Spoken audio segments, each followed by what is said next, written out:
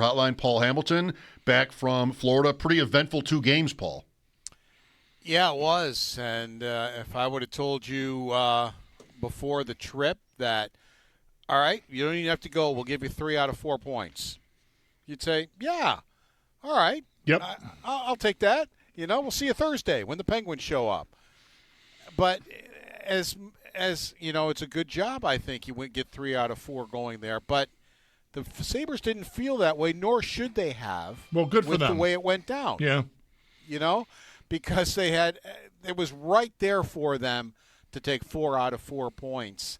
And the third periods are usually their thing, and it was kind of with Tampa Bay. They took the lead, tied, took the lead again with about 5 minutes left on the nice play by Thompson to Doan on the power play goal. And you know how good they've gotten at hitting the open nets, the empty nets with the goaltender pulled, and Tuck happened to miss that one. Oh, it was Tuck. I said Byram earlier. I know somebody had a shot from their own zone, right? Yeah, they don't miss very often. Yeah. And had that gone in, we're having a whole different conversation, but it didn't. And you know how Tampa Bay can whip that puck around. I mean, they're not 18-1-1 for in their last 20 because they aren't any good. And unfortunately, it wound up on Kucherov's stick, who had 4 points on the game. He puts it right in the middle to a guy that can shoot the puck probably as hard as Thompson can, a Radish, who's on a tear. Yeah. And he stepped into one, and it's in the net, and you get the tie. And sure enough, in overtime, Buffalo had 5 shots. Tampa had none until Gensel's breakaway. Right. That was their first shot of overtime. And unfortunately for Ellis, he wasn't able to make that stop, and you wind up losing a hockey game. And instead of getting 2 points and Tampa Bay getting none, it goes the other way. Tampa Bay gets 2 and you get 1. And not that I think that the Sabres were going to beat Tampa Bay all 4 times, but the carrot was there for them. Mm-hmm. They should think that at least, going into the game, thinking, okay, we have an opportunity here to maybe get to first place in our division. We got 4 games against Tampa. We probably got to win them all. Let's go win the first one now. Yeah, it was right there for them. And that might be as good a look as they're going to get at them. I mean, who knows? I mean, different games, who knows who'll be healthy and what. But, I mean, Tampa was down pretty bad, right? Cirelli, Point. They just got Hedman back. I don't know that he's really ramped up in himself yet. So, they were down some important guys. All the same, Sabres everybody's got injuries, I know, but I just think that team, I'm not sure what the timing of the next 3. I know one is right after this break, but eventually the trade deadline, I would expect Tampa to try to find their way. They were supposedly in on Panarin, but he wanted to go to L.A., so that's how that went. Just too bad that they couldn't get all 4, and I don't mind hearing that they were mad about it. Because as a fan, I can sit back and go, because you're right, Paul. 3. I didn't want just 2. I said I wouldn't take that before Monday's game. I want better than that. I think the Sabres deserve more credit than that. So go find your way. But 3 out of 4, I definitely would have signed for going into the week. So. Did Ellis, by the way, say anything about that tying goal? Because I didn't know. I mean, obviously it's a bomb, and it's a tough situation there. But I wondered if he felt like he was maybe not on time getting to that shot or what. Boy, you talk like you have a goalie in the family. Mm. That's exactly what he said. Oh, yeah? Okay. He wasn't situated. He thought he could have been situated better. Yeah. For it. I thought the overhead. Yes, he did talk. The overhead view from behind the net. I felt like he didn't react quickly enough to Kucherov. Like he maybe should have seen it coming. That hammer is out there. This guy's leading the league in 95-mile-an-hour plus shots or whatever the heck it is, right? And all these one-timer goals he's scoring basically from that spot. I think he scored one in the outdoor game on Sunday night from there. Mm-hmm. And so, you can't guess. You got to read. And I just thought he was a little slow, maybe. No, he felt the same way. Yeah. Okay. I liked him maybe the most of any game he's played so far this year last night. And he gave a 4, but still, I thought he made some good saves. And, and even the breakaway. I know it's Jake Gensel. It's tough. Yeah. But you'd love a big save there if you can get it on the breakaway, especially when he goes 5-hole on you. Still he did make some big saves in that game, and especially when you're going in and you're going to get a back-to-back situation. You got to come through. I mean, even if you're a young goaltender in your first year in the NHL, your team's in a battle and you got to come through. And I thought, until the very, very end, he did, and made some good saves for them. Do you have something on last night? Because I have one more thing. Go ahead. I don't want to. There's a lot to pick from. I just asked you, did Ellis say anything? And it lined up with what I thought. Did Dahlin say anything about the opportunity he and Thompson had in overtime? As Mike and I were talking about it earlier, and I wondered if the ice maybe was, chewed up and he didn't trust himself to go in there and try to make a deke because he was given a breakaway basically on that 2-on-1. And they took the pass away. They did what you basically do on a 2-on-1. Defenseman takes the pass away. Goaltender is the shooter. And that was Kucherov, wasn't it? I think Kucherov was the one-man back, for Tampa. I believe you're right. So he really leaned over to Thompson. He really, really did. It was like, you're not getting a layup on this play. So I wonder if Dahlin, because Mike mentioned, what could have gone, going Well, I want to say again, I'm not the person who would know from experience, but it seemed like he could have walked Vasilevsky down even farther than he did instead of taking the higher risk shot. But, easy game from the TV. You guys get to see a different replay than I do. Sometimes I do have the MSG feed. I did not yesterday. A fan tweeted to me that they thought Vasilevsky got the blocker on it. I thought it went wide. But I did not get to see MSG's replay, so I don't know what you guys saw. I think it was a save. I thought it was a save, but I just wondered if Dahlin talked about choosing the shot versus trying to make a deke like Mike suggested. Well, he also is in the play that ends the game down at the end with Kucherov, and he makes a couple of decisions there that were fateful. Yeah. This Kucherov, did you guys see 48 points in 20 games, most in 30 years for any player in a 20-game span? And, of course, he kills the Sabres. Right, yeah. He's killing everybody else, too, apparently. Yeah, he's a monster. Yeah. 48 the Sabres points in aren't 20. the only ones, but he gives the Sabres a pretty hard time also. That's a Gretzky pace. Yeah. That's a 200-point kind of thing. Yeah. Eichel once said that Kucherov was his favorite player to watch when he was maybe a rookie or whatever the age difference might be. But early in Eichel's career, he named Kucherov as a guy that he especially liked as a player. Well, I liked him overall, Paul. I mean, tough break on that first goal against, too, right? That's Dahlin gets his stick broken, and he's got Zuck. They explained it pretty well on the TV we were watching, the ESPN feed. And just whiffed on that clearing attempt that went right to whoever it was and Gensel. Gensel over to Kucherov no chance for Ellis on that play. And just so people know, what the difference is his height. Dahlin's quite a bit taller than Zucker is. Yeah. So you pick up a stick that's shorter, that does matter. Oh, yeah. I'm not making excuses for Dahlin. Yeah. It does matter. And, that possibly could have been one of the reasons why he wound up with the turnover. Right, just flubbed it. Yeah. Samuelson.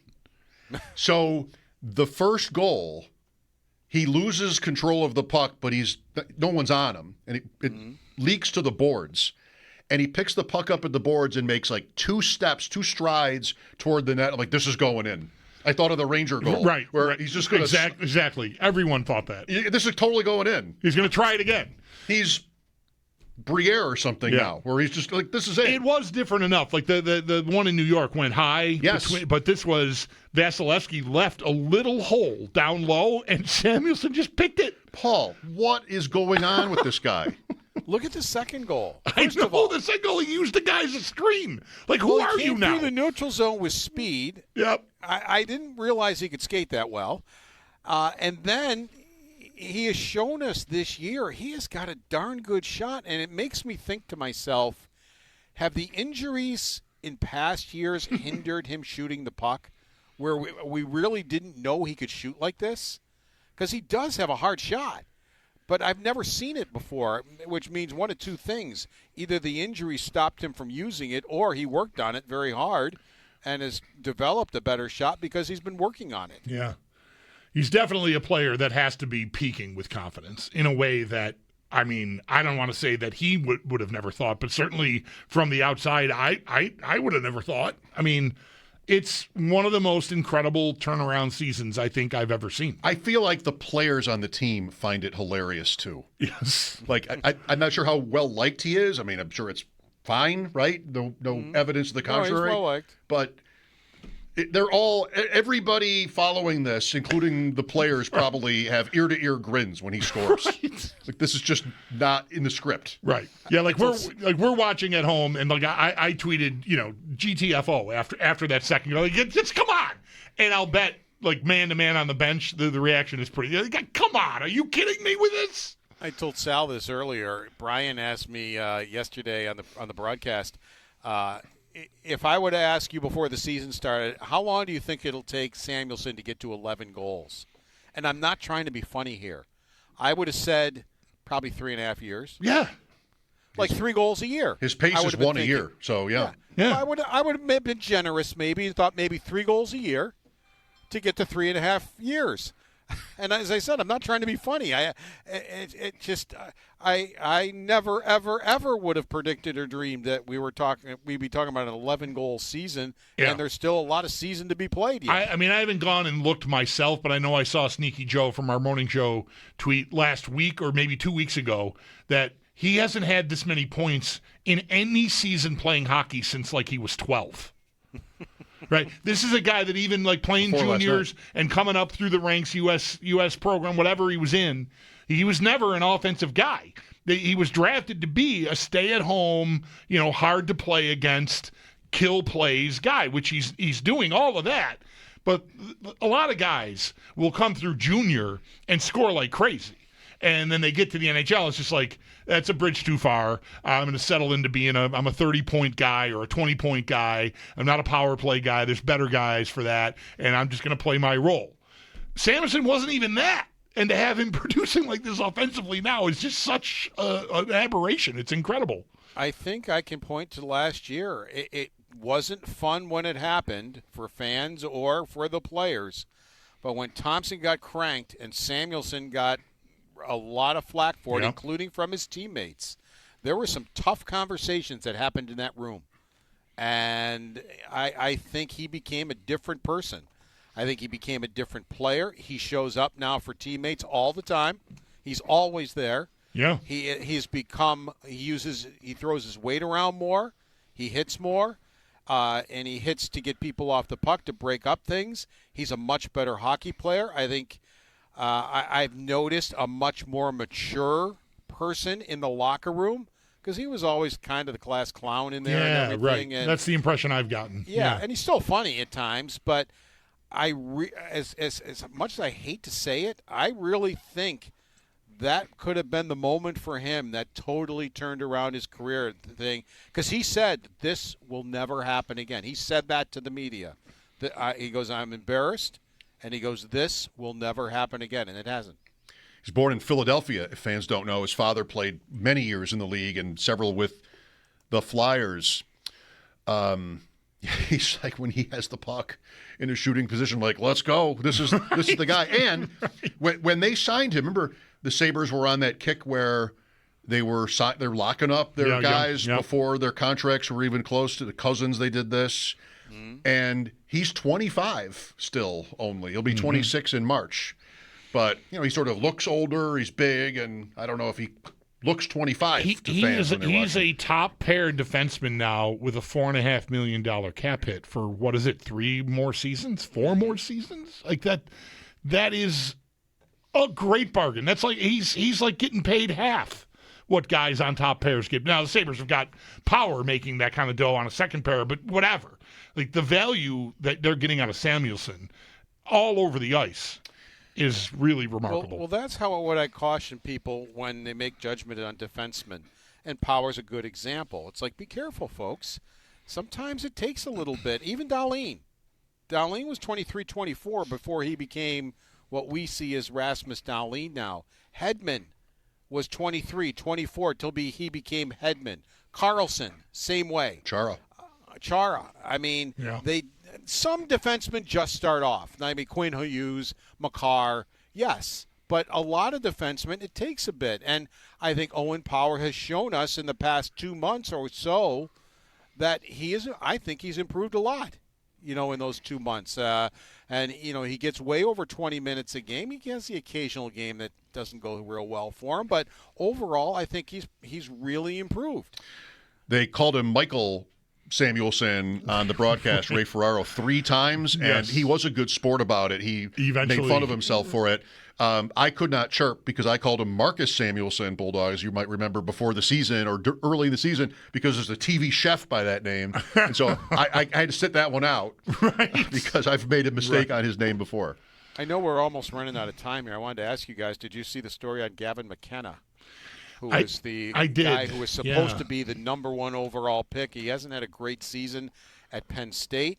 And for people that don't know, he's facing a felony charge from an incident on January 31st. He's facing 4 charges, including a felony aggravated assault after an alleged altercation in downtown Saturday night at Penn State. So his season continues to maybe have a downward swing. I feel like he's still, I don't know what kind of fallout there'll be from this, Paul, but there's been some debate, but I feel like he's still maybe, I don't know if you've read different. I feel like, I still sort of feel like he'll be the #1 pick. Yeah, it's hanging in there, but he Right. just hasn't had the season. He hasn't had a people year thought where it's he a would. runaway. Right. Yeah. And this will not help it. This will not help. Right. Depending on how it goes. I mean, we're talking about allegedly right now. I mean, it's just charges. Nobody's been convicted or anything. Right. Like They that, had an outdoor game. I think this happened after like he was out with friends or family or whatever after the outdoor game at Penn State's football stadium. What do you know? Another game that was played outside. Right. So, Paul, one more tomorrow, and then is everybody out the door before you can get down there for the break? Yeah, pretty much. I mean, that's the thing about this team. Even when they weren't that good, they are close. I mean, when they have these breaks, they very often they vacation together, like 11 couples, whether wives or girlfriends, whatever. They'll go across the ocean somewhere and have a nice vacation, and I imagine that might be happening, at least with some of the guys here.